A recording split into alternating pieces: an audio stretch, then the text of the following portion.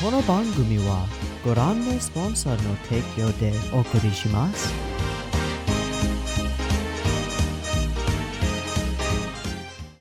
Alrighty, welcome everyone. I'm Teeaboo and I am here for Yu Hakusho episodes 53 and 54. Last week we did Ooh Baby a triple because some stuff went down and we needed to watch all three of those episodes. In terms of stuff going down, we beat the clown guy. Yay! Woo! Everything is good, I guess. No, everything's not super good. We lost Kyoukai. And we started to see it coming. And then it happened, and there was no seeing that coming or preparing for it. It was just, it was so good, but I hate it. And that's, like, that was the emotion that I had last week when we watched the episodes, and that's still the emotion that I have now. It was really well done.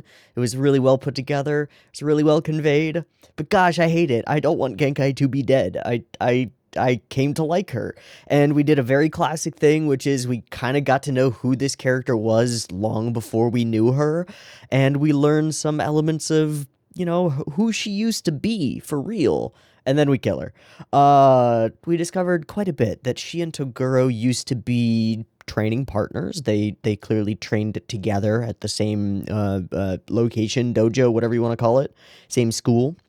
And they just ended up going down divergent paths with respect to power and what strength means to each of these characters. Paths that diverged but would inevitably lead them to some kind of a collision course. And in this case, because of Genkai's mentality, because of her emotional worldview, because of how she interacts with power, the inevitable outcome is that she will pass her power on to Yusuke, and then Yusuke will be the one to take up the reins and end up on a collision course with Big Toguro, who is also younger Toguro, which is slightly confusing in my brain space, but whatever. But Toguro has basically stagnated since the moment he was granted power absolute, or strength absolute, as he says. He hasn't really changed since then. He reached the pinnacle of what he could possibly be in his own mind. He's now got a hard limit on how high he can go in terms of strength, which is to go up to 100%, and there's nothing to indicate that he has the power to go beyond that, which is kind of an element of the Determinator protagonist's journey that I think might come into play here. Like, Toguro maxes out at his 100. We've never seen his 100. His 80 is terrifying on its own, but he maxes out at some point. If Yusuke can find a way to go even further beyond, then maybe that's how he wins. If that's how he wins, maybe. We also got to see in the last couple of episodes the rest of Team Toguro, Toguro the Elder and Karasu and Bui. His name is Bui, right? Because I remember writing down Bweeee, Bui.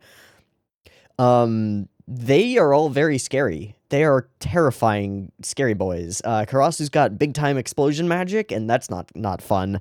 And Bui just has big-time big stuff of strength and stuff. And I don't know how that works either.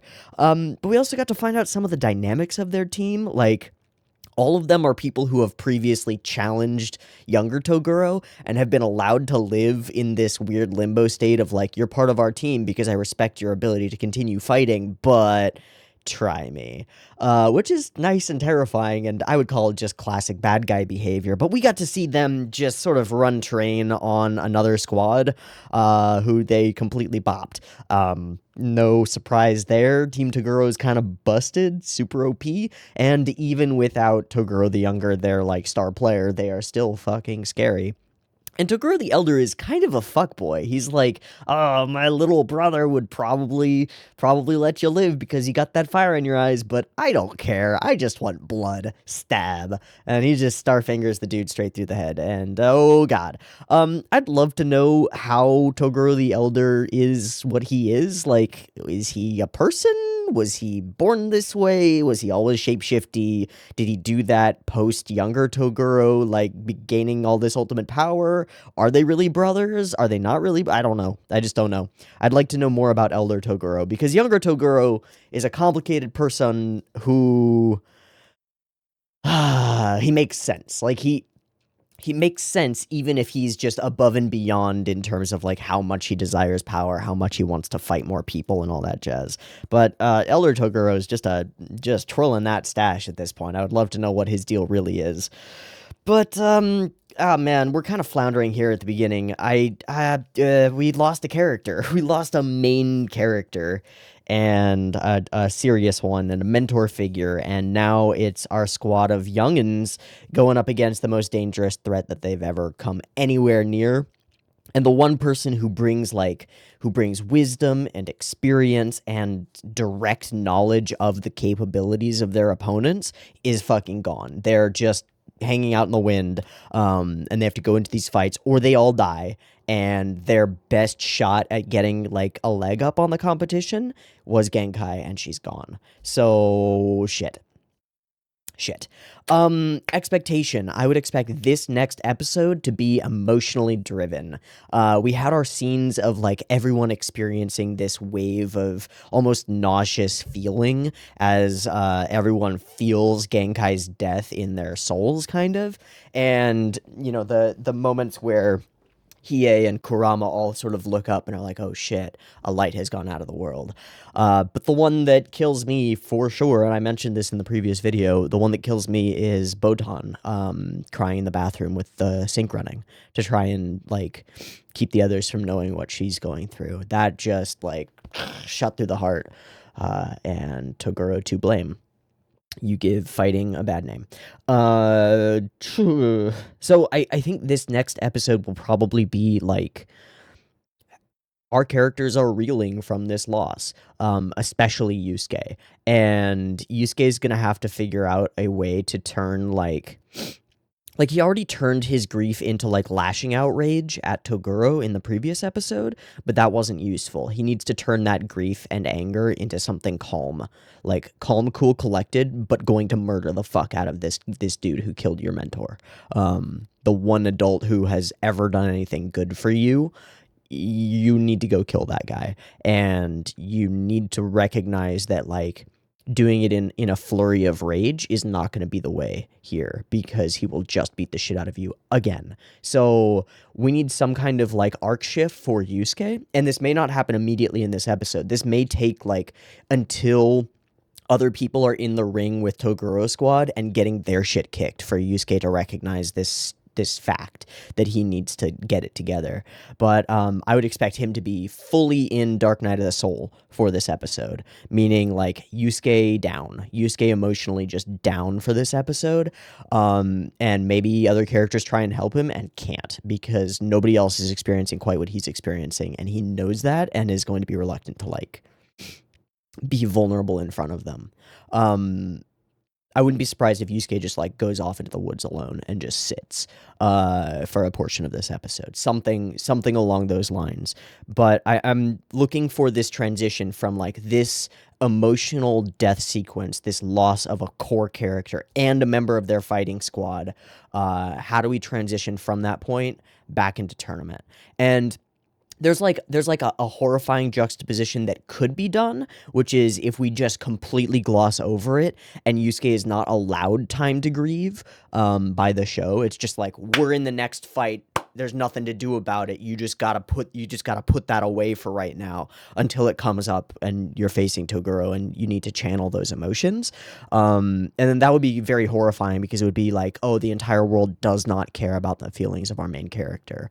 They're gonna force this to go forward regardless.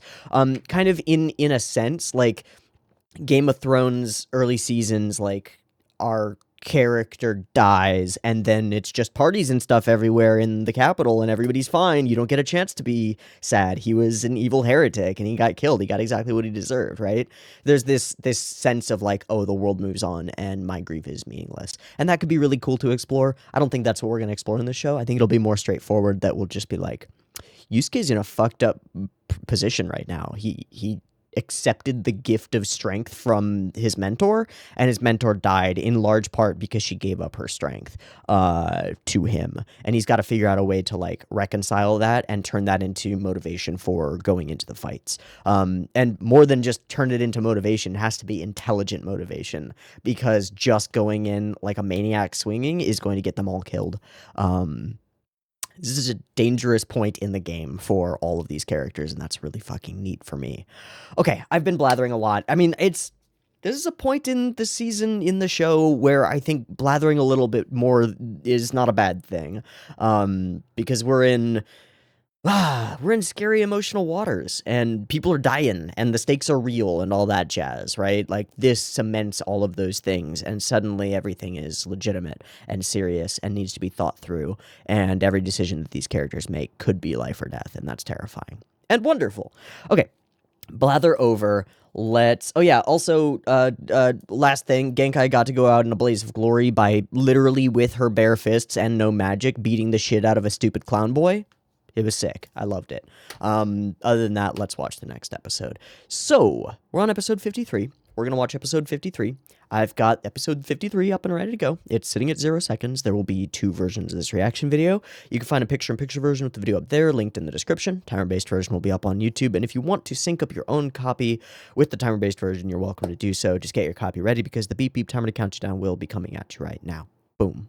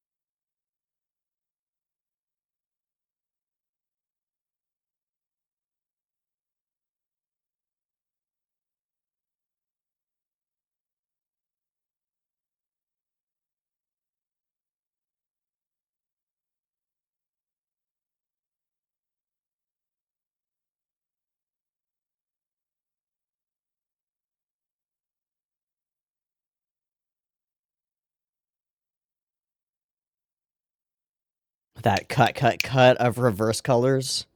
So dope. Just too late.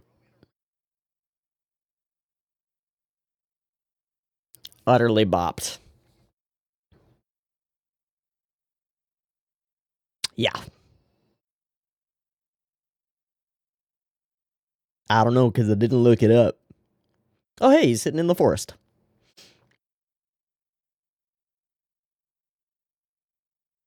Oh, yeah, we did see a shot of the cave.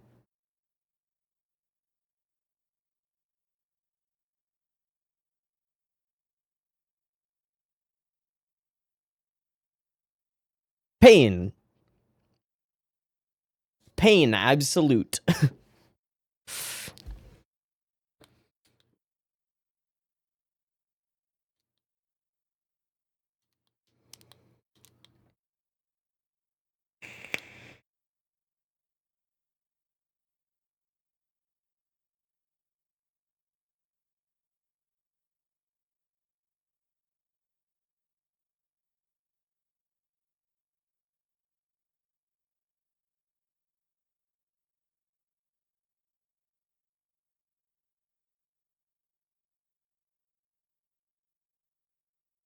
So dope.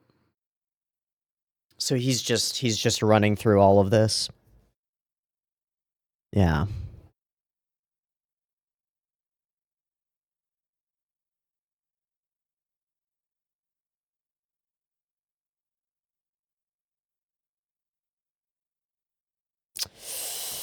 Ooh, no, buddy, no. That was exactly what I was scared of. That he would. Oh, hi, Botan.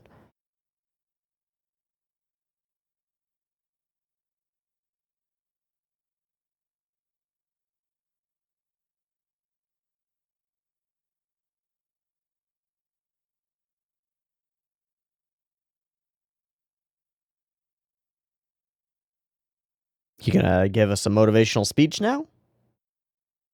Yes, he did. Whoa. This is a completely new track.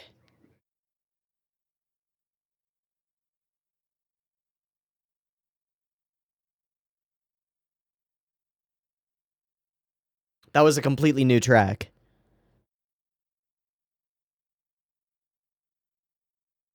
Okay. Back to classics.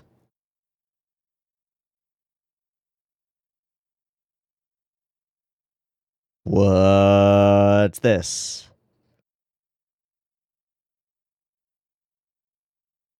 Trying to match that force? I mean, okay. What?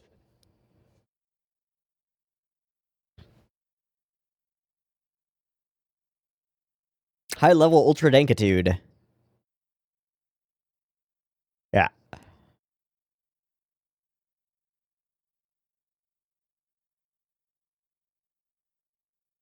I feel like don't get a new. Oh, okay. So got it. Got it. Difference in scale.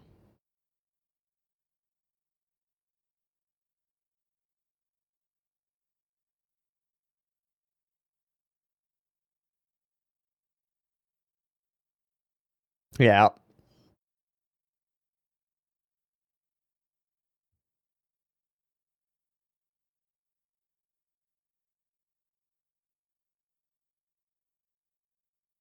Wow, he's shadowboxing. Wow. Wow. This is super different. And all fuzzy as fuck. What a nightmare.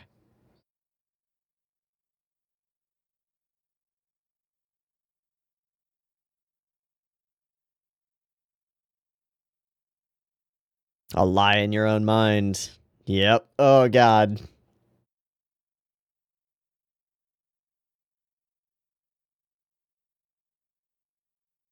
Jesus.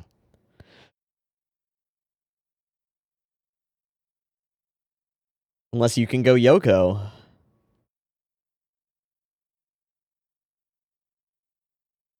Must become Yoko Kuraba. Yeah. No.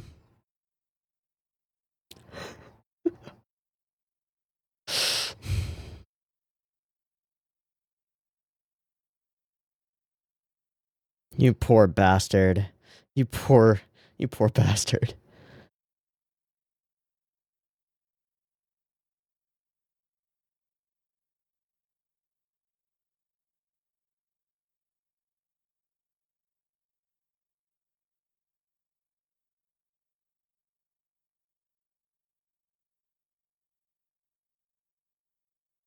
Wait, what? You're like a normal looking dude? Minus all the clown bullshit that you got on? What? Just stick with the normal looking dude act.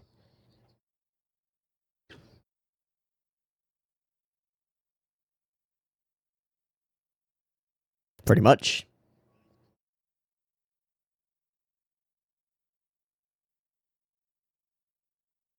Fuck off.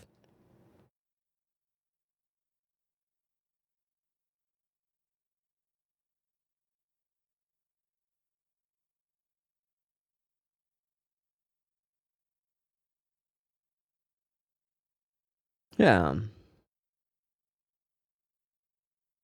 Yeah. Cut to it. Snap, snap.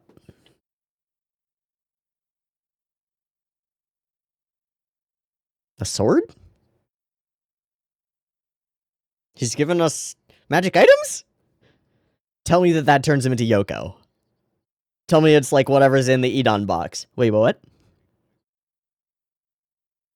Ooh, the Shishi sword. Okay.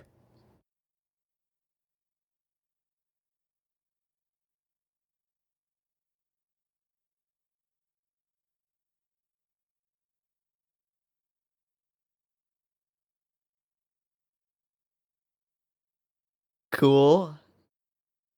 It does. It probably helps your spirit sword manifest better. Right. Hey, cool. That's good. Just zap it up. Hit us.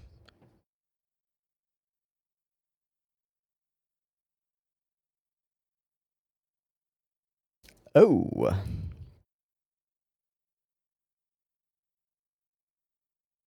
Yes.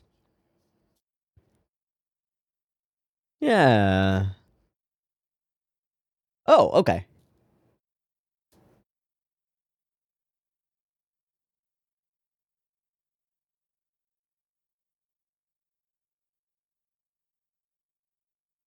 Wow. Whoa.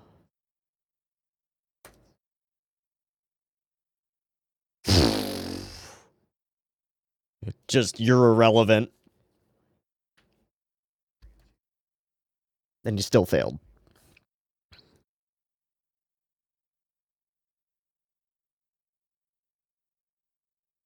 Yeah, you would have gotten absolutely murdered. That's chill as fuck, dude.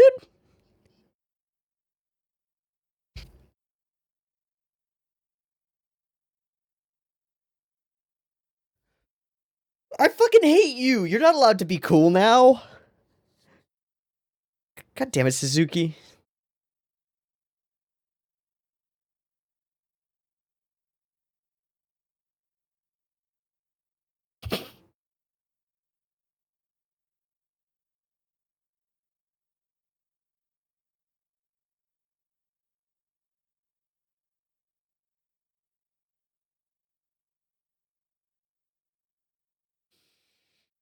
There's literally nothing you could have done.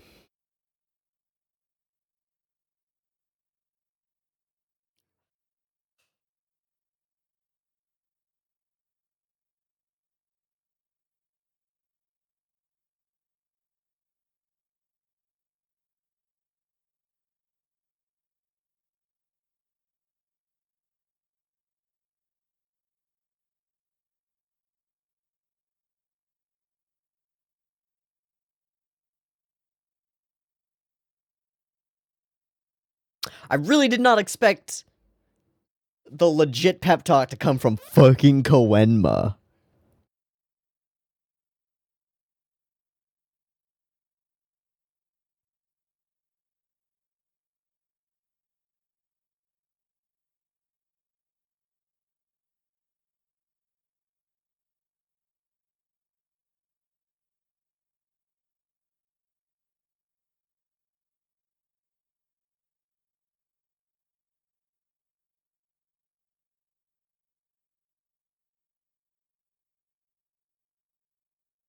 Yeah, it's necessary for him to step into his role.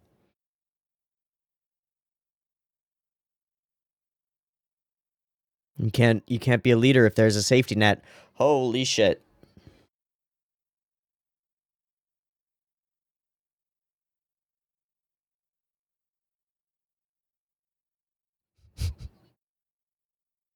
Who is this? Ooh. Hello, last couple members.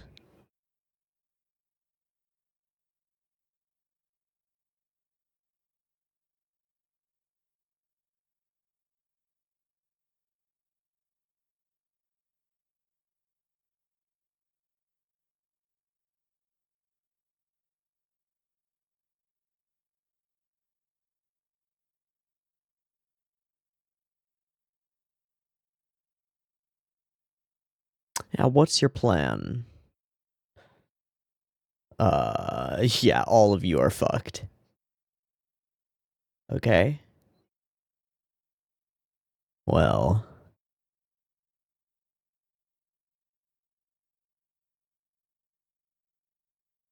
you're just gonna.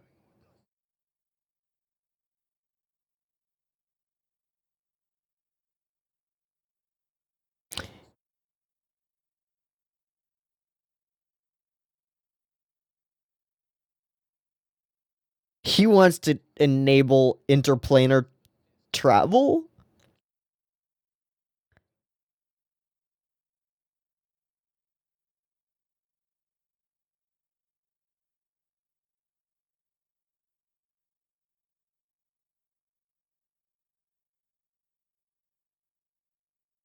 To precisely what end? Just to control trade?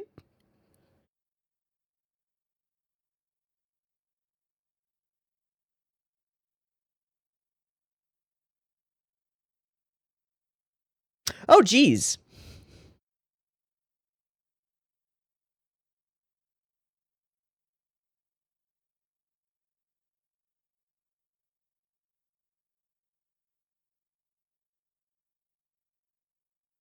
You're a meshy.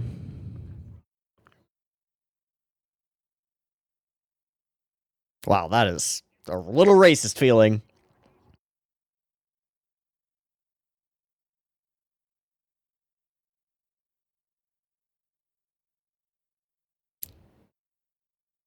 Whoa. Whoa. And the three of you are next.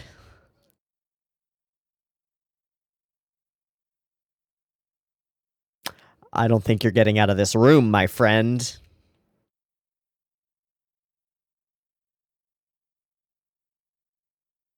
Hi.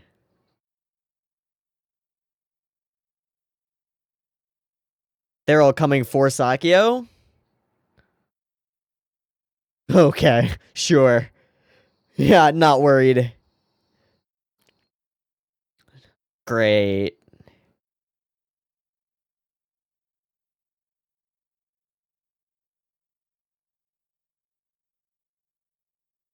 Hey, buddy. Flick, flick, flick.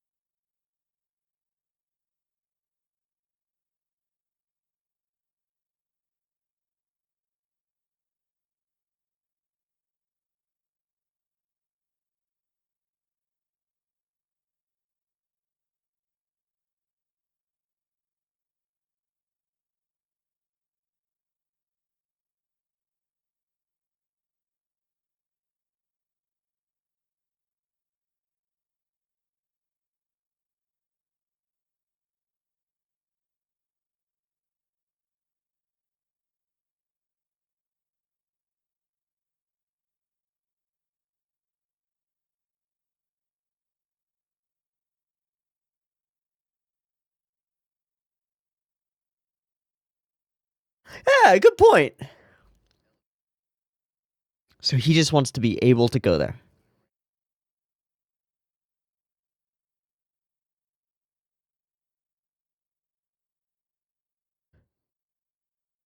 Thank you, Super Eye Patch Wolf.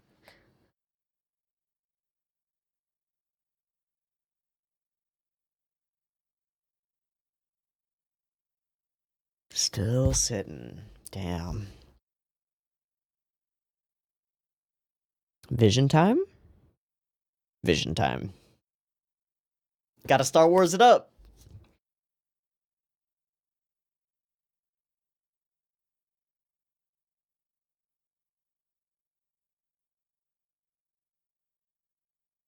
Just a mirage.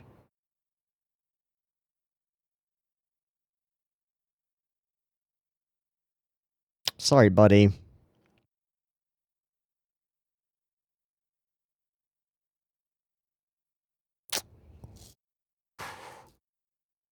Oh.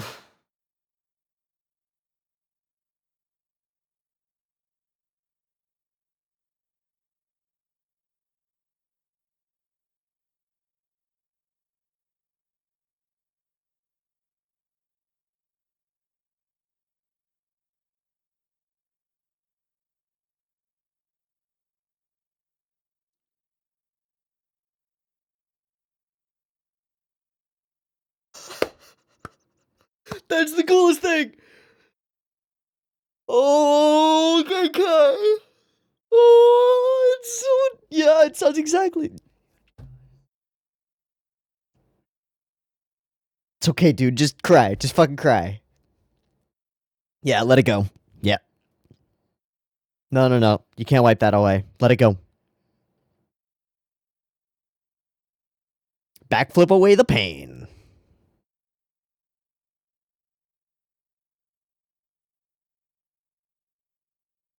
Well, there it is. Hell yeah.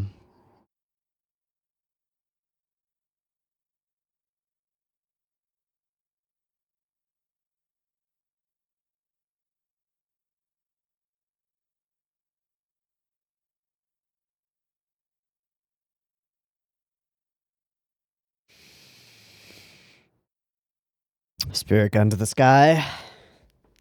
Last salute.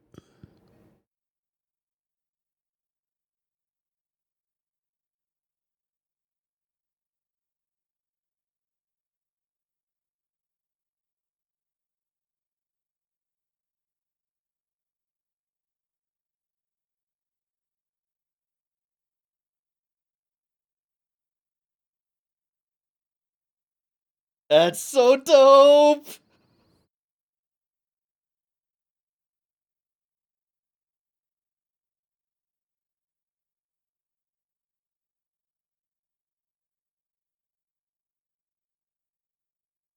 Yeah.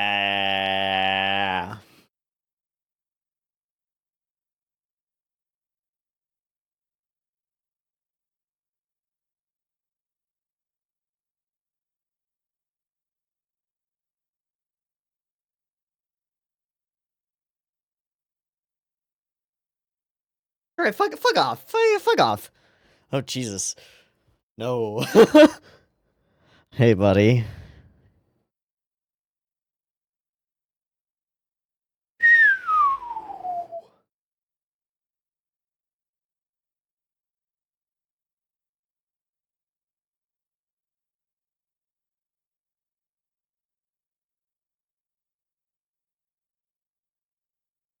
Shooting star?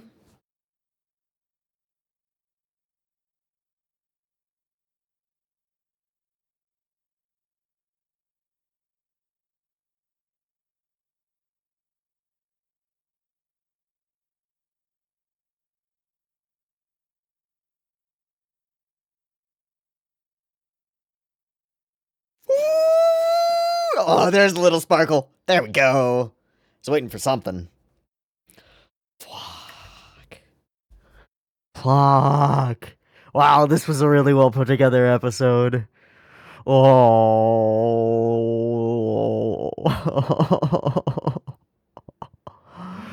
Ooh, this one hurts.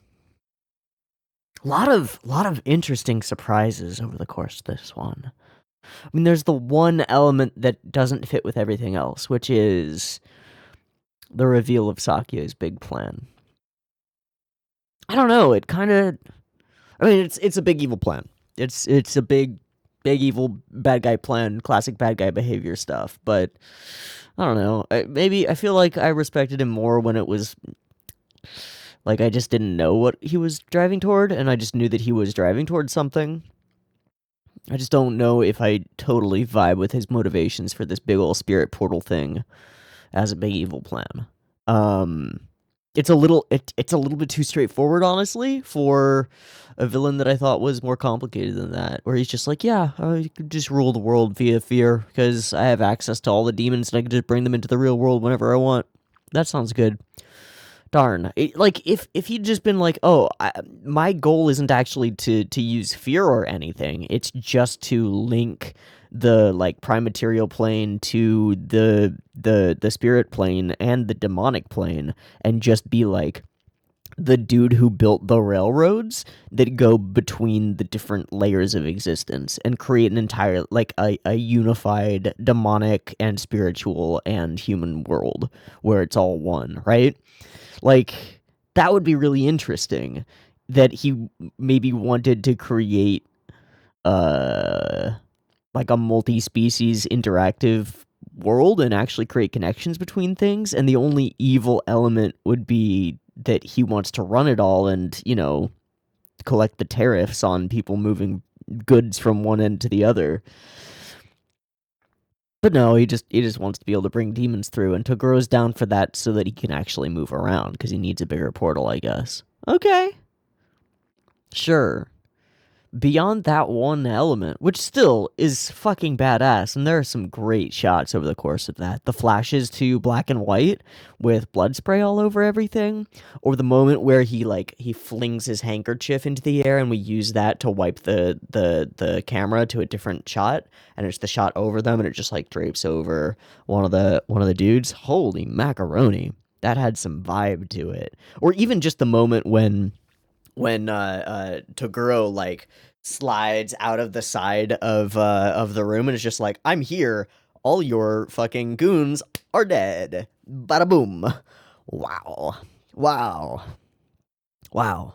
But that's all the outside of the main thrust of the episode stuff. The inside the main thrust of the episode stuff is, gosh, we're reconciling the death of this character. And we do. And there are some really poignant surprises there. One of them, Koenma. 99.99999999999% of the time that we see Koenma on screen, it's for a joke. He's a joke character who makes jokes with Ogre, and he's basically a shitty, incompetent, lazy bureaucrat boy who's also a child and loves food. Like, that's Koenma. Koenma doesn't do hardcore, serious pep talk advice. Except here he does. He shows up not just in the guise of his older form, but actually more mature. And he shows up to say really important things to Yusuke. And I did not expect that at all from that character. And it makes sense. It makes a lot of sense for that to be how this goes. Whew. And then there's the Suzuki stuff. And I just don't know. I just don't know how to feel about that. It feels like there's some layers of nuance to that I didn't quite pick up on, so I want to go back through it and check in on that stuff.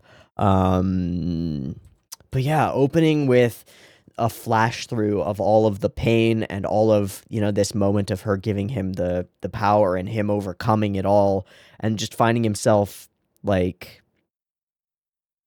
it's all futile, right? It's all in vain. She's gone. There's nothing here. It's crazy. It's crazy bad.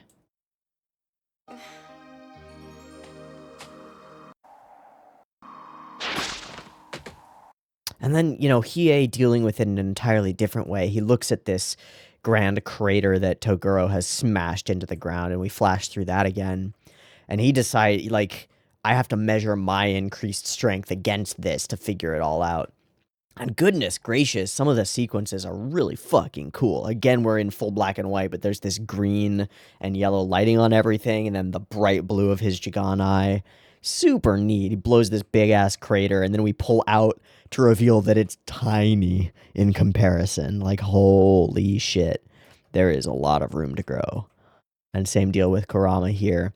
Kurama doing this image training and shadowboxing this idea of Karasu is really neat as well. And I love this element of self-doubt in this moment. Like he manages to get a clean hit on the image of Karasu that he's boxing against. And in that moment, Karasu in his mind is behind him and there's no hope. He's already lost, right? Crazy scary. And he hears some of those lines again. Crazy scary and crazy intriguing visuals. And then Kuwabara shows up. They argue a little bit. And boom, it's into goddamn Suzuki. What the fuck? So some people put some comments on the previous episode about Suzuki and how he's like an odd... you can view him as an odd integration of Toguro and Genkai's attitudes towards stuff. In really interesting ways, like this desire for being the pinnacle of beauty or great strength, and then also the desire to take his strengths and use them to bolster other people, except that he's just a stupid fucking clown boy and I hate him. But then he shows up here and is kind of cool. One, he's not a creepy looking clown dude, which is definitely a point in his favor. But two, he just shows up and is straightforwardly a good guy. Beautiful Suzuki. World law to say my name without putting a beautiful in front. I also don't think his voice actor is very good, but I don't know. I've learned from my last fight that my body isn't meant for fighting the way you do. And all Alright. my gifted techniques can't compete with your brute strength. So there's stuff like that. All my gifted techniques can't compete with your brute strength is a literal flip of the thing that we've been talking about for multiple episodes now, which is like technique, skill, wisdom. All of these things are the way that you overcome strength overwhelming, right? Okay. Can't do it. You must think of me as an absolute clown. Much less now. You must think of me as an absolute clown. Yes, you are an absolute clown. And then Kurama's just like, you seem like a normal person now. Why don't you just do this all the time? Nothing in your Hill items I get. Okay, so we get 2 artifacts. One of them is some kind of tincture, drinkable potion thing that's gonna turn Kurama into Yoko Kurama. Fuck yes! Hell yeah! I hope it has more than one use, because we're gonna need a lot of it. And then the hilt of the Banshee sword, which will be very different in Kuwabara's hands. I assume it will be just a cool lightsaber hilt to channel his superpowers, but that's pretty fucking neat. Fruit of the previous life. It was from And then he just drops some stuff that's like, these magic items might have some weird side effects. dreamy effect of turning. That one is called the Triumph Heights. And then I dislike you, but I hate Toguro even more. And I wanted to get into his reason for hating Toguro, which he says in a moment. Do you Yeah. Why on earth do you want to help us? now, cheerio? Why on earth do you want to help us? Because I dislike you, but I hate Toguro. It only took 3% of his repulsive strength to make a fool out of me.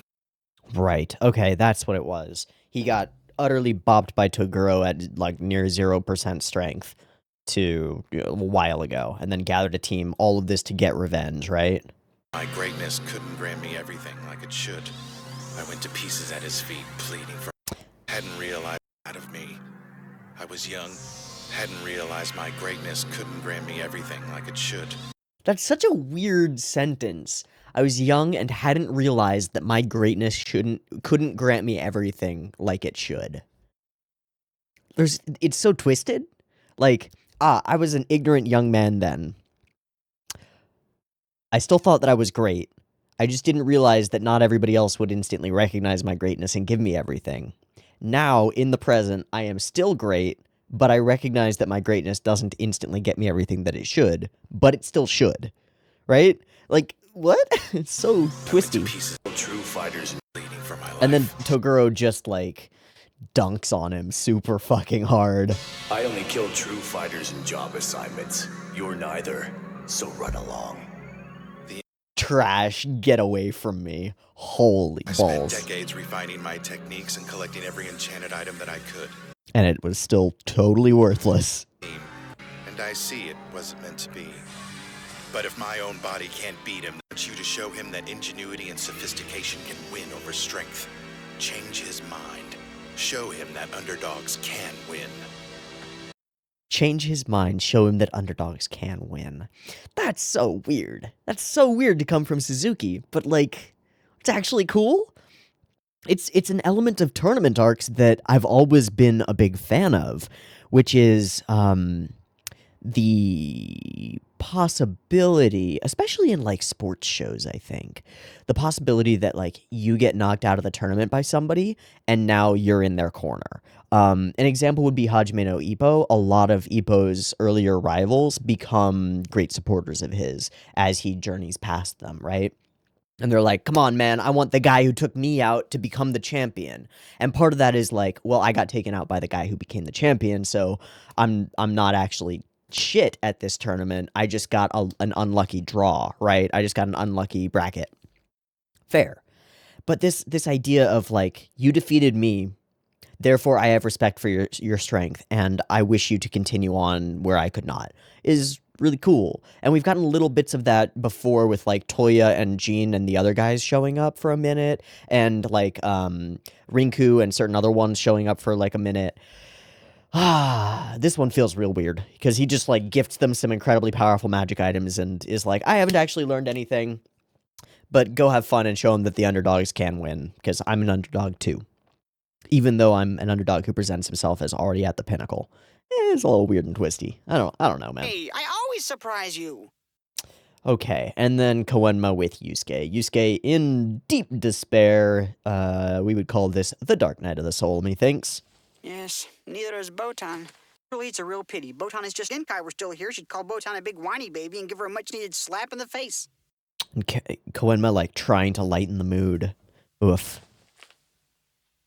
I should have woken up right when she left the hotel. Yeah, Koenma goes like, Genkai would be boisterous and, a cranky granny. That's how she is. That's how we should remember her.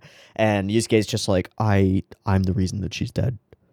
I killed Genkai. I did it with my own hands. I might as well have just killed her myself. I took her power away, and she went out and got dead because of me. And it was all because of me, and it's all because of me, and it was always because of me, and there's nothing that I could do about it, but I could have done something about it, and I didn't do anything about it because I couldn't have known that I could do something about it, and just guilt, shame, self-hatred, self-loathing, guilt, spiral out, right? Full-on depressive despair spiral for Yusuke. There's no joking around this, right? You can't pop him back into reality. Could have stopped her. How'd she pick such a moron apprentice? Only by explaining some truth. Yeah, he insults Yusuke, and Yusuke jumps at him. Pacifier jump! Consumed with each other. A young fighter and a role model. To teammates. Yeah, explains the destiny that was in play here. The fact that Yusuke could have never known that this was the way of things, that this was an expected result on Genkai's end. Always opposite magnets on a life. Woof. Then a hard transition to back into the arena, which actually is a transition out of there to a screen, right? Hard transition, arena, screen, zoom out, Sakyo. Nice. So everybody else is, they all suck. We knew that going in. We start drawing Sakyo very differently. It's immediately apparent in this episode. The deep shadows in his face that are actually like jagged is the best way to describe the way that Sakyo is drawn from this point in the episode forward, as far as I'm aware, as far as I remember. Like, he is jagged, sharp-edged. The shadows in his face are dark. There's this, like, it almost looks like eyeliner, where his eyelashes are, that gives him this very, like, very serious, very murderous expression throughout this whole sequence. Just the way that the shadows on his cheeks are all these, like, jagged, sharp lines and stuff. He gets really terrifying. He gets really scary here. I present my master scheme.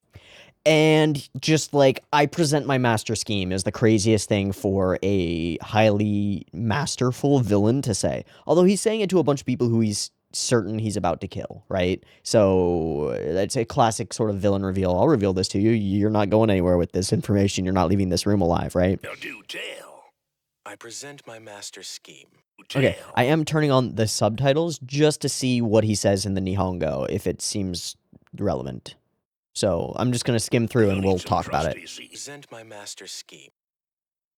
I want to open up a hole. A hole? Really? A big hole would be nice. Thank you, Sakyo, in the Nihongo. Jesus Christ. A giant tunnel connecting the... A giant hole. Yeah. Please use your screwing with us. Please use your imaginations. Do you know why It's so inconvenient right now. Nobody can cross over. Demons is so that one back detective and his Costs 200 billion yen to artificially warp space just once, opening up a hole the size of your fist. portals between Wow, it's kind of right on. How can we not let those who are larger with more powerful evil demon energy come through as well? If we can sustain a route that allows demons, no matter how evil, to freely pass through, what if it could be run by fear? then the world will become even more chaotic and enjoyable. Wow, he is very mustache twirly. I'm the food chain. But not even 100 It's the dream of the main eventer, right? trillion is enough. By combining all of the prize money, this dream will come true. Wow, okay, so their whole mentality is very different. If we go summoning any more of those brutal monsters, then our lives and yours will be in danger. So they're actually, like, reluctant to let all these demons in. Where in the English dub, it's more like, you've been playing us this whole time. Yeah.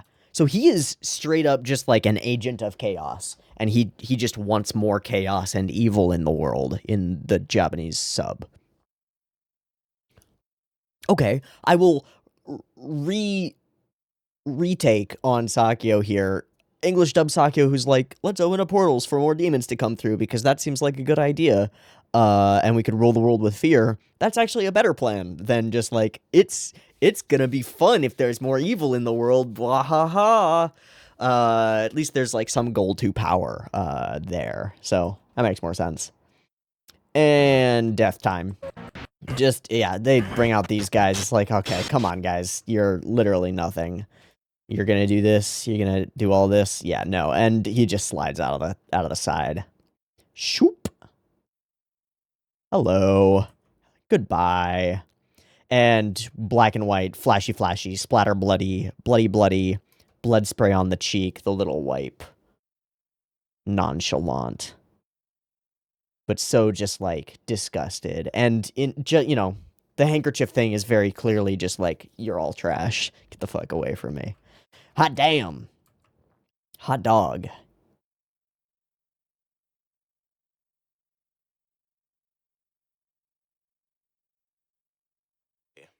What do you think about my plan? Whoa. Very different questions. What do you think about me versus what do you think about my plan? I'm actually really curious what the sub Togoro's answer to that is. I don't know if you're abnormal or not, but I will cooperate with what you're trying to do. Whoa. You never know what could push it all awry. But as for the idea, I've acquired so I cannot go to the demon realm through the small deformations that occur much naturally. energy now that could carry. Wanted to go to Demon World. There's no portal now that could carry me. Got it. Okay. Once you I'll have to return to the demon realm by opening up a tunnel or whatever. side able to challenge my she dies. There'll be no one left on this side able to challenge my power. And what's the point of There are no opponents for me to fight here after all. So he's fully Blood Knighty. He just wants to go to the demon realm in order to fight more stronger people. Cool. Got it. And then, nice answer, have a drink, and he asks for OJ.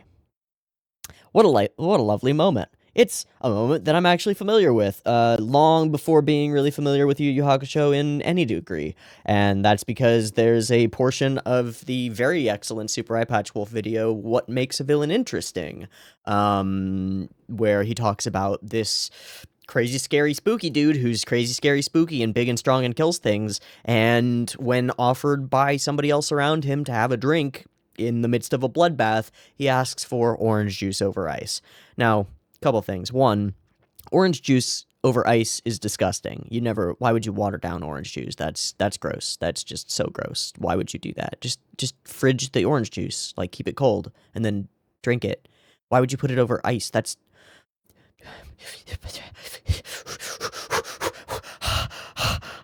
it's like scotch on the rocks. Why would you do that? No, stop it. But it's more than that. It's a little moment of characterization of particularly human desires in a particularly inhuman character, and that's pretty neat and interesting. I'm not going to blather too much about it because, again, there's a solid portion of a very, very good Super Eye Patch Wolf video that's worth watching that addresses it. But, yeah, that's a scene, and that's an interesting scene. Definitely adds something to this character. Okay, in the sub he goes, I don't drink alcohol, straight up. Or oolong tea would be nice too. Sure, dude. Yeah, OJ, oolong tea, whatever. And heartbreaking moment. This moment from Yusuke where he's like, I knew you weren't gone. I knew you couldn't be. Is like, it's kind of the moment where I, as an audience member, am like, well, Genkai is confirmed 1000% super dead. She's super gone now, because our character is, like, actively addressing the possibility that it's a bait and switch and maybe she'll be back. It's not. She's gone, and she's gone, and there's no bringing her back. And there's something about this. Like, he sees this mirage, right? And it's not clear to him. It's just fuzzy, hazy. And then it fades. How long do you plan to stay out? Oof. Why do I deserve this? message that you might want. I did get a message. And you were such a pain in the ass. Such a pain in the ass. Don't die anytime soon. Because I want some peace and quiet. Live yourself a long, long life. So in other words, Dimwit, go win that battle. Sounds just like her. Oh, and in the sub it's, oh right, there was one other thing that she said, which was win. So she explicitly said win in the sub. In the dub, Koenma is interpreting what she says in order to be win. Regardless, I said at the beginning in the opening discussion that, like, we needed an arc where we get Yusuke from the Dark Night of the Soul moment and utter despair to motivation pushing forward, like positive motivational, like, engine gas juice, you know? And this does that, and it is utterly shocking to me that that comes from Koenma, as opposed to coming from one of these other characters. It's utterly surprising and super wonderful that it does. Yeah, it does. And it's in this moment of really reconnecting with their banter, is what it is. Because, like, the most wholesome element of Genkai and Yusuke was the way that they bantered and snarked and, like, you old hag, you dumb dimwit, and there was, like, real love in the subtext of those lines. We come back to that, and in that moment, Yusuke goes from just, like, confusion, grief, guilt, anxiety, terror, self-hatred, self-loathing, blame. He goes from all of that to able to cry, and he cries. And it's fucking gorgeous that pulls him back. And even more gorgeous when he fucking pulls the spirit gun and he goes for it. Boom. One last thing. And the flickering light. Honestly, I have to say, the thing about this whole sequence that works best is not the visuals. It's the sound design. Because there is fucking oomph all over the place. Like, amazing levels of oomph put into this spirit gun shot. All of the build up to it, all of it just dope. It's a little sample of the energy you gave me! The, like, electrical crackling.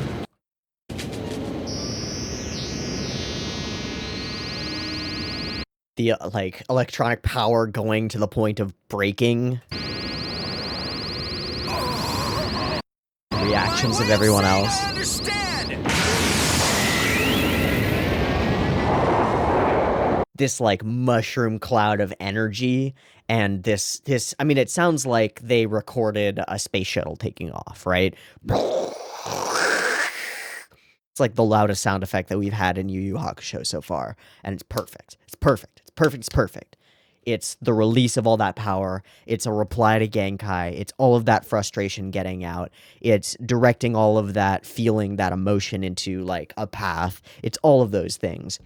And being a beacon in the night that everyone else sees. It's pretty dope. Just as a scene, it's pretty fucking dope. And then he cries openly, right? Full weeping, full tears down, with no attempt to, like push them back in or whatnot. It's just real. Such power. She? And then there's this line from Suzuki, who does not deserve to get a line here, and I don't know what the fuck he's doing. He can do it. He can do it! Unbelievable. He can! Yusuke Woo! could really win. Oh, okay. And then Pooh's real disgusting. I don't like it. I don't like it.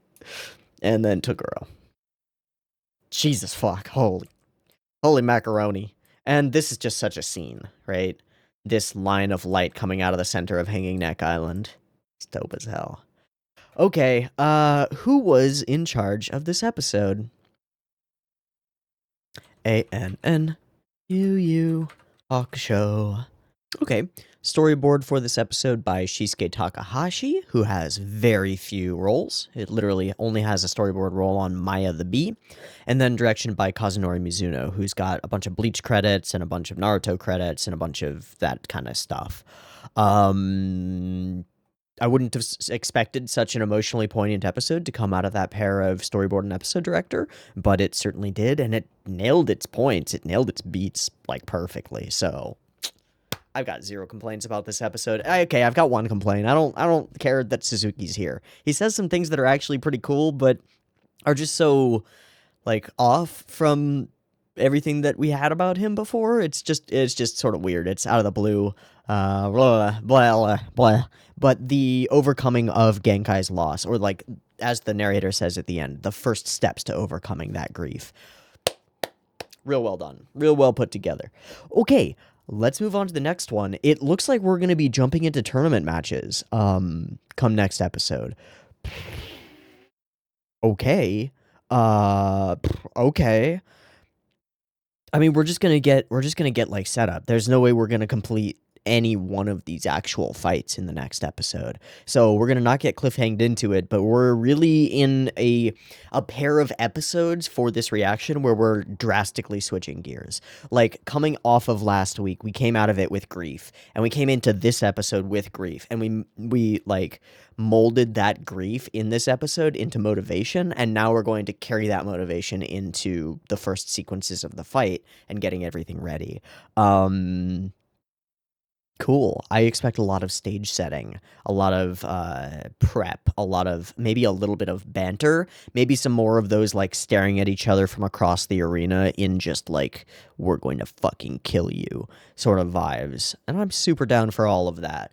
But this is going to be an interesting reaction where we go from, like, if point A is where we left off at the end of last week and point B is where we're going to start next week, I think we're going to go from, like, out of combat, Genkai fucking dead, major loss of the mentor character, dark night of the soul, deep pit of despair, turn that into motivation, turn that motivation toward the arena and the game that's coming up, get our heads in the game, and then be ready.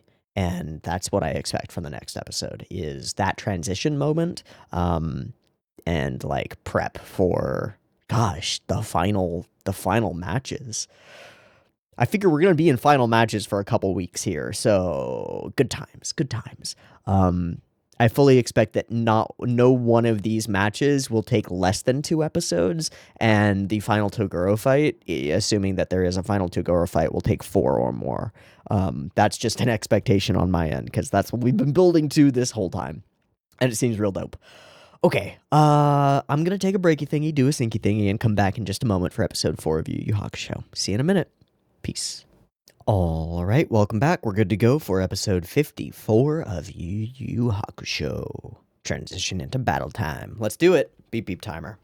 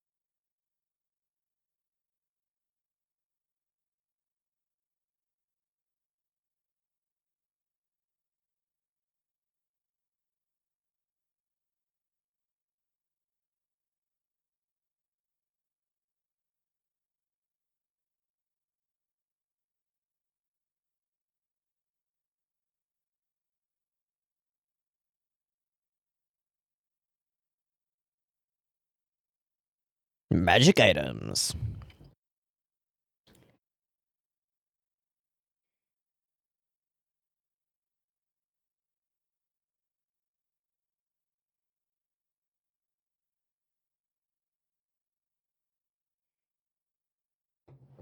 Ooh, Kuwabara with his hilt.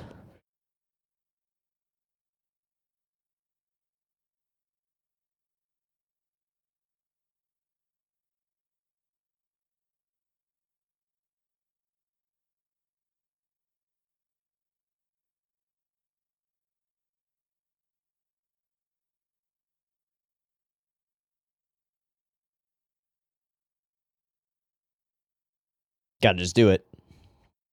Literally just gotta do it. Oh, come on.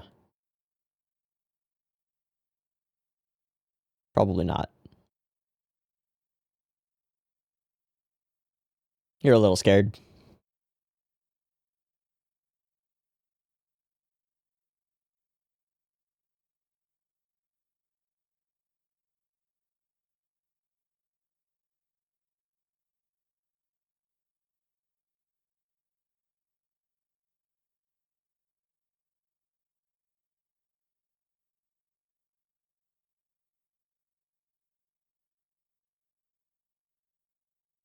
Big dick energy.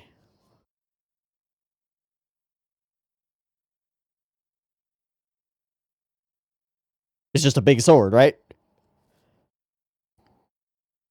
Oh.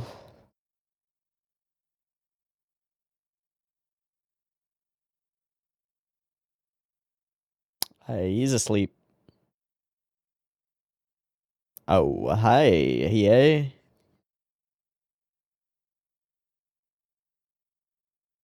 He's got his own power up going. Oh, shit. Wait, no, that's Yusuke. Oh, fuck. What? Namaste, indeed. Black lightning.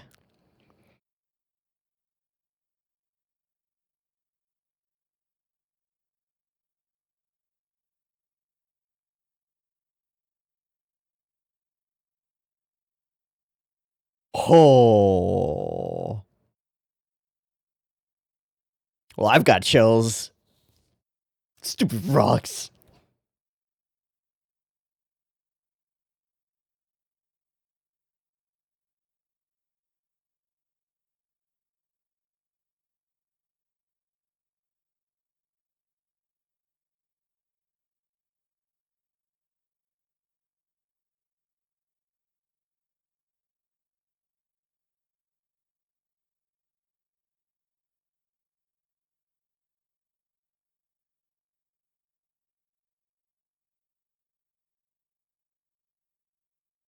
All right. Yeah.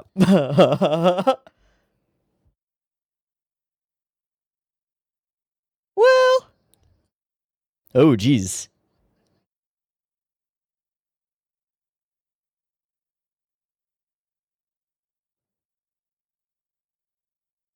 Okay. Yeah.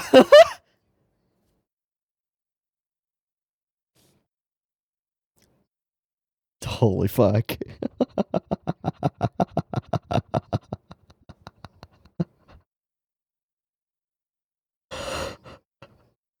Everybody's dope. Everybody's dope. Oh, wait, did he just say find the old lady? He still doesn't know? Fuck.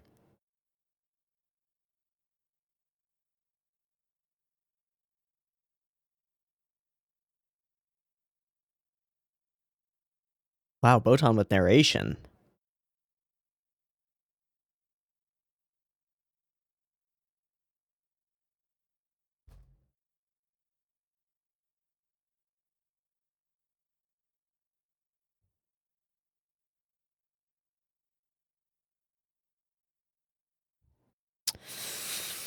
Yeah. Damn.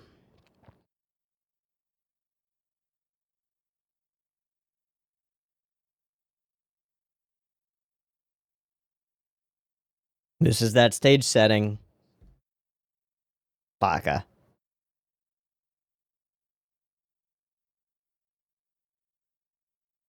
Jesus.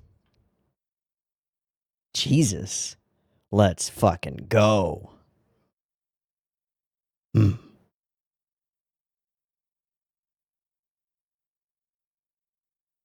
Sick. Sick, sick. Sick, sick, sick, sick.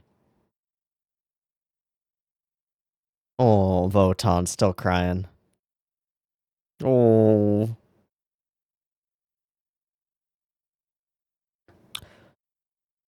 Whoa, she had to escort her.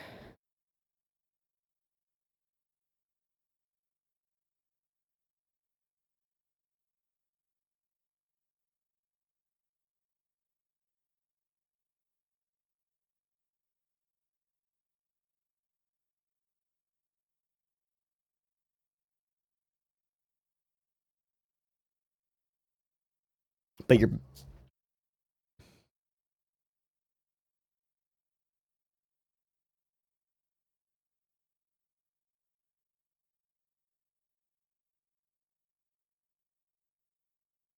I kind of feel like he lied about it being business. Hi, Kodo. Oh no, that's Jury. Fuck.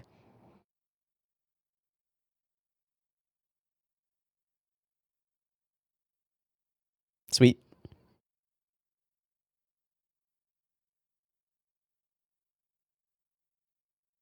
Ha ha ha ha.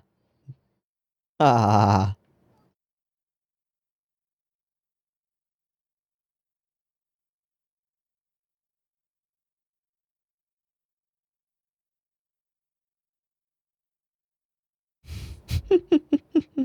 Hey, what up, gang? What up, gang? What up, squad?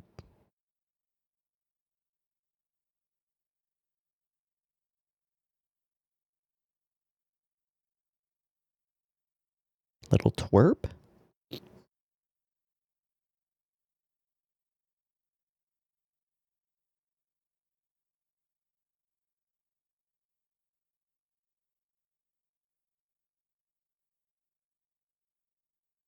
That's fucking stupid.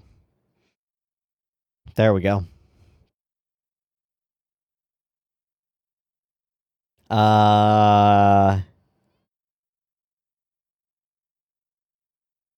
That's a great shot.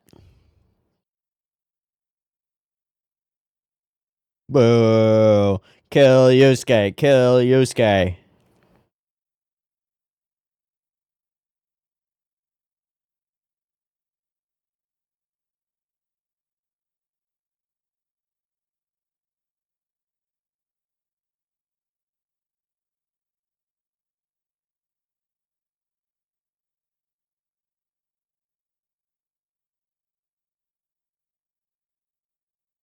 Sure.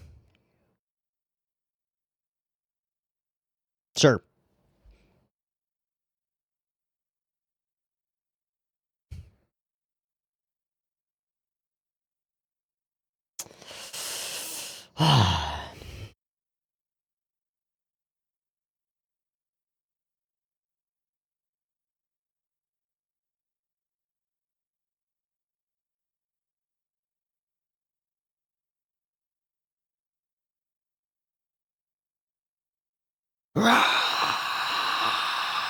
Whoa, just silence? Just silence. It. Hot. Nobody. Gonna make a dramatic entrance. Yeah, just already raging.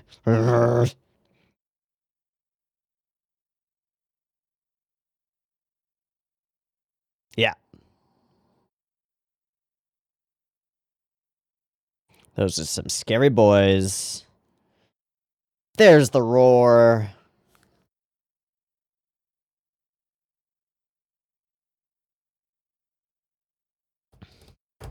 So, how are these fights gonna line up? Oh, well, that's how. Karasu. Jesus. Jesus.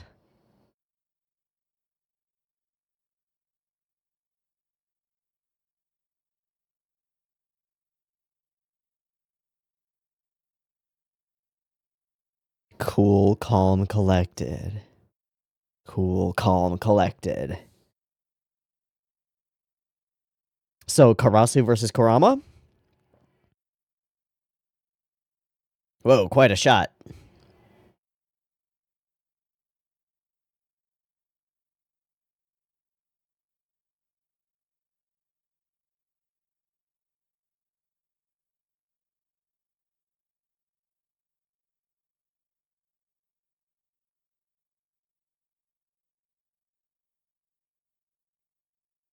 Wow. God.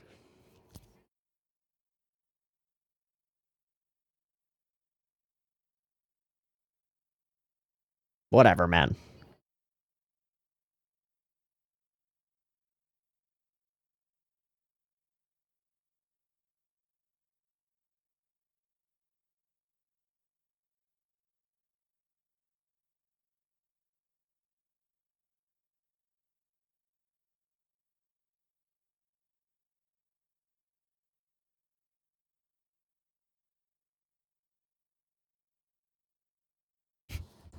Who did you get? What? Okay,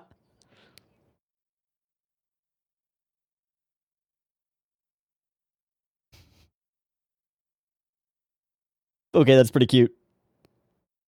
The little ear thing. Pretty cute. Who?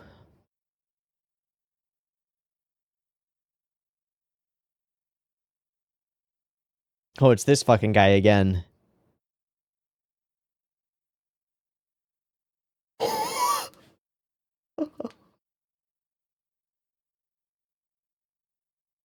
Bruh.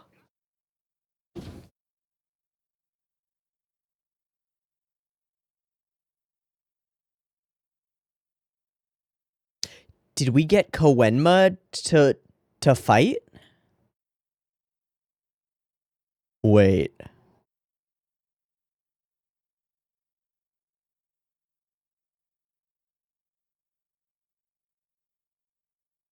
Oh, hey, there's that scalper guy.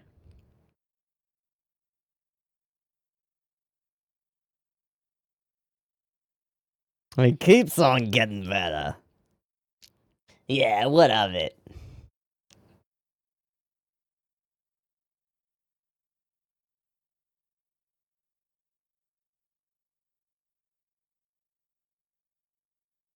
Yeah.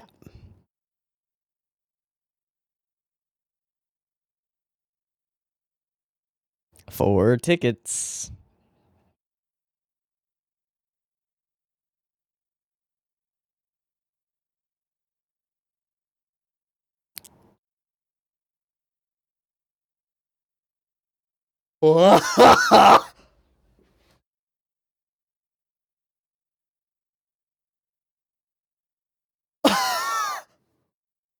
Holy shit.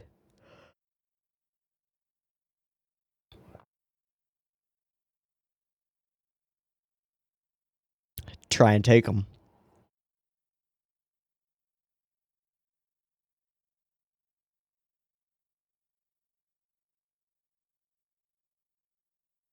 Okay, there we go.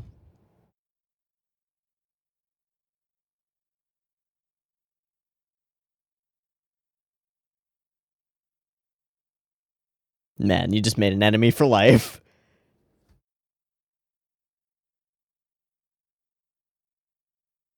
Wait.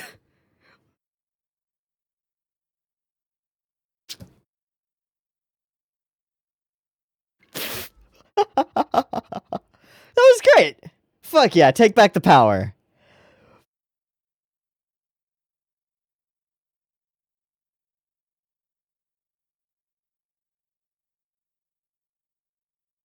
And that's not good. Yeah, who do you have, Toguro? Who are you gonna pull?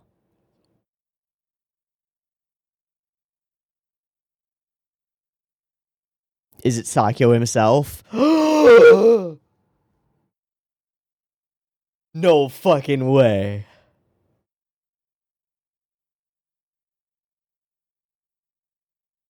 Get her in the ring. Get her in the ring. Yeah, you do.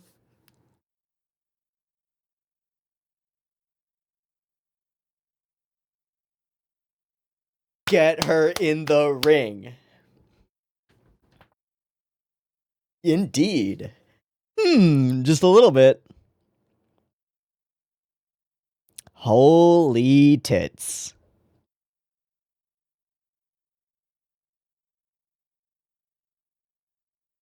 Yep, moment. cute. He's so dreamy, but he's so evil.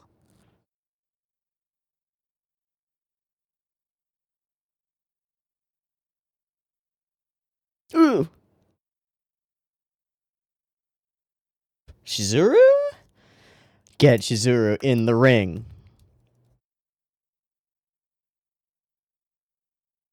I think he knows how to fucking fight. Fair.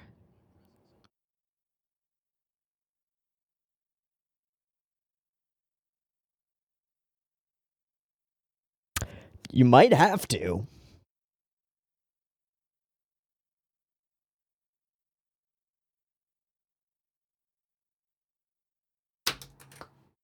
Chizuru, Chizuru, get her in. Come on, let's go. Chizuru, let's go. Or it's Koenma.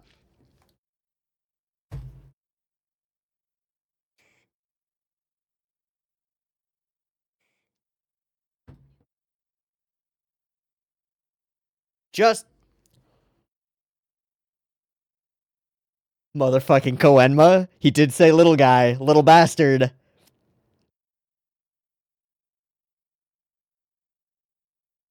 I think he's just cooking. Or that. Seriously? Seriously. Yeah, literally son of God fighting on our side. Bringing out our 5th competitor, Jesus. Fuck off. Alright, fair enough. Indeed. Yeah, ogre! Maybe keep it down. Aww.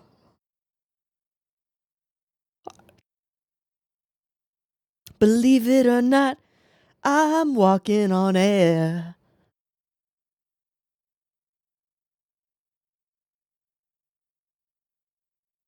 Never thought I could feel so free.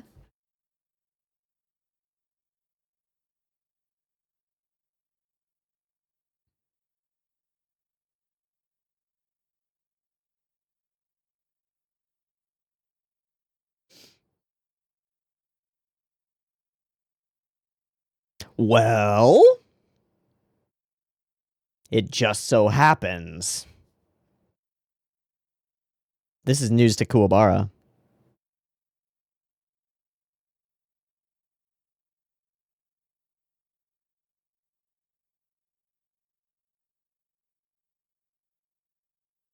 We'll see. We will entirely see.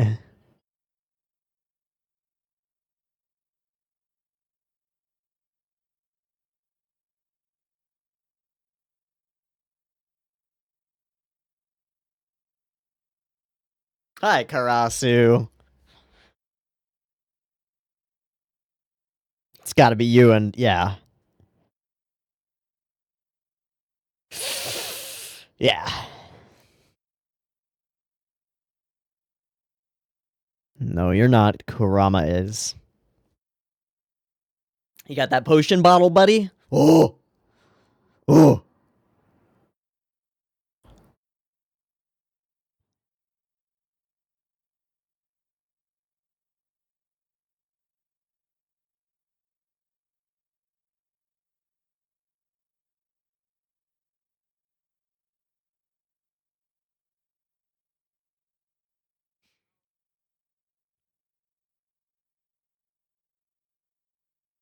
Probably. I mean, he's got Yoko Kurama potentially with side effects. Okay. A boom. Oh wow. Oh wow, oh wow. I thought we were gonna get Chizuru in the ring because we've had the proof that she's actually kind of a crazy good fighter. And has some of Kuwabara's like awareness generally, but not as much. I thought that would be a really cool little thing where we get her and Sakyo in the ring together. That could be really fun. But it makes perfect sense to be like, yeah, Koenma's just filling space. Also, Sakyo's just filling space. Neither of these teams really thinks they're gonna get there, which makes it very dangerous. Overall thoughts on the episode. solid and fine. Did pretty much exactly what I expected and ended pretty much exactly where I expected. We got all of the foundation and groundwork laid for the tournament coming up. We did spend a good bit of the first half of the episode putting our characters in their starting line positions, kind of. If you think about like psychological starting line positions, where is Yusuke at the moment where we begin combat? Where is Kuwabara psychologically at the moment where we begin combat? Where is Kurama? Where's Hiei? Etc. Etc. And just setting up that groundwork is a huge part of the episode, and it's easy to dismiss as kind of administrative comparatively, to have these like mini character power-ups, this moment for Kuwabara to extend his spirit sword and feel this, and then just get blown the fuck out by the fact that Yusuke is just namasteing all of the power in the universe into his soul in this moment. Just fucking dope. And I have to just say, like, this scene has so many of the things that I love. You got the black crackling electricity that makes it seem like this power is just burgeoning. And this calm in Yusuke that's like quiet rage. It's pretty perfect. It's pretty fucking dope. Yeah, big explosions. And he just like pushes it all in. Control, right? Not just explosions. Control. It's powerful. It's a powerful moment. And I don't know what it is. There's something different about Yusuke's eyes. Something dramatically different about Yusuke's eyes. Yeah, there's something a little bit different about Yusuke's eyes. Having gone back to episode 53 and just checked in for a second, they're a different fucking color. His eyes are blue. What? Yusuke's eyes are fully blue. They're fully... Do they stay blue? No, they do not. Okay, I knew there was something weird feeling about that. Yusuke has brown motherfucking eyes, and they go fully blue when he's spirit energying, don't they?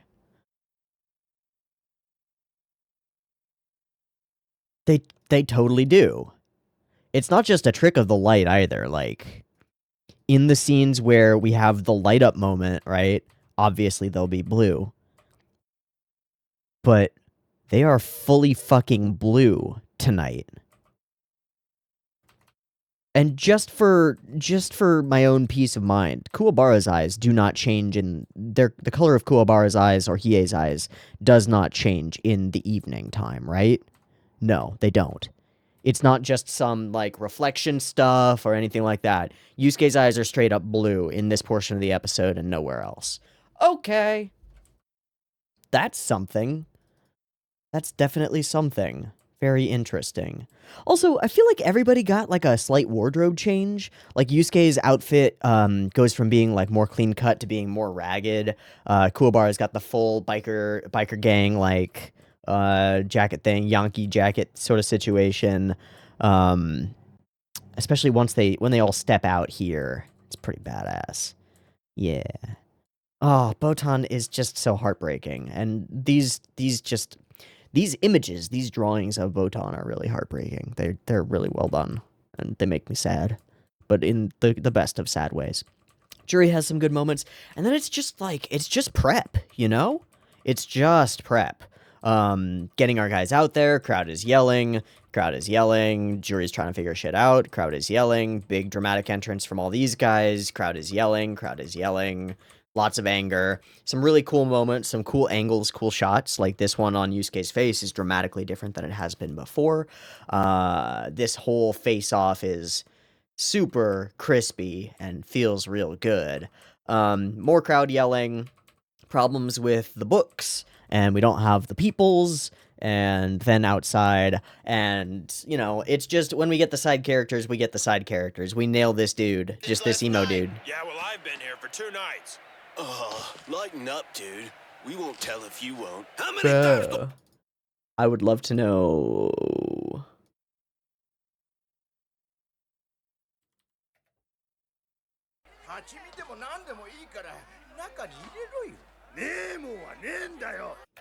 No, so good. Such a good idea to make that guy like a goofy, I don't know, like beach punk, semi-emo beach punk dude. That's how I would see it. Anyway, then our girls pull one over on that fuckboy, which is pretty excellent. Chizuru with the quick thinking, and then the pass off and the name writing, and he just gets screwed over. Wow, they hit him with your generosity is tops in all of Spirit Realm. Oof. That's because you're Electra. Yeah. Perfect, great. She's like swinging her tail around. I thought that was pretty cute and pretty cool. Like she uses the tail to hold the book for a while and stuff like that, which is neat. And then, yeah, Sakio, he's that guy who she saw who saved her from those demons who were chasing her. But, like, he's not a good dude. Clearly. You know who is kind of a good dude, despite not seeming like a great dude? Fucking Enma. He's kind of dope. And just having Ogre be genuinely there for it is so cool. It's pretty wholesome. It's pretty cute, despite them being, at odds all the time. Alright, so he's prepared to escape. He's a complete goober. And that's the thing. We are going to go. And this is the big moment here. As long as Genkai is around, we cannot permit an alternate, or in the dub, that member of your squad must be dead. Which, if Yusuke actually reveals that at this moment, they all know that except for Kuwabara, right? So, meh. It's almost like Sakio saves him having to do that by saying that he doesn't mind. She would only be window dressing in order to achieve. Wow, Jesus.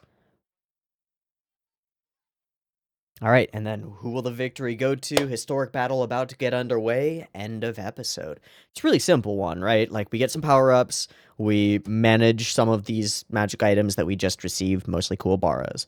We show Yusuke dealing with his stuff and getting strong and looking real cool. And his eyes go blue, which is unique and different and interesting. And I'm very intrigued by his eyes going blue. But they're not like glowing blue. They just go blue and then they stay blue for a while.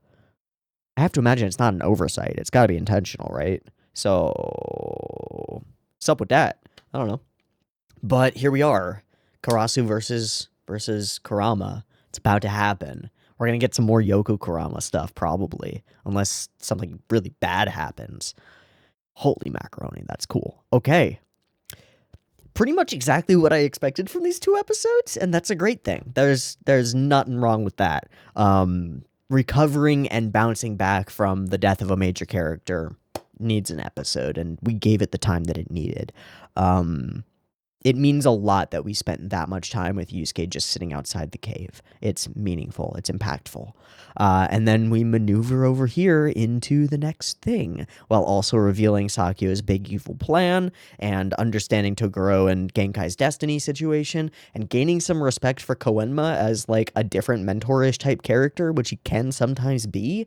And bam, we're here for the fight, and the fight is ongoing, and everybody's here to watch. Get scared. Great, I'm scared.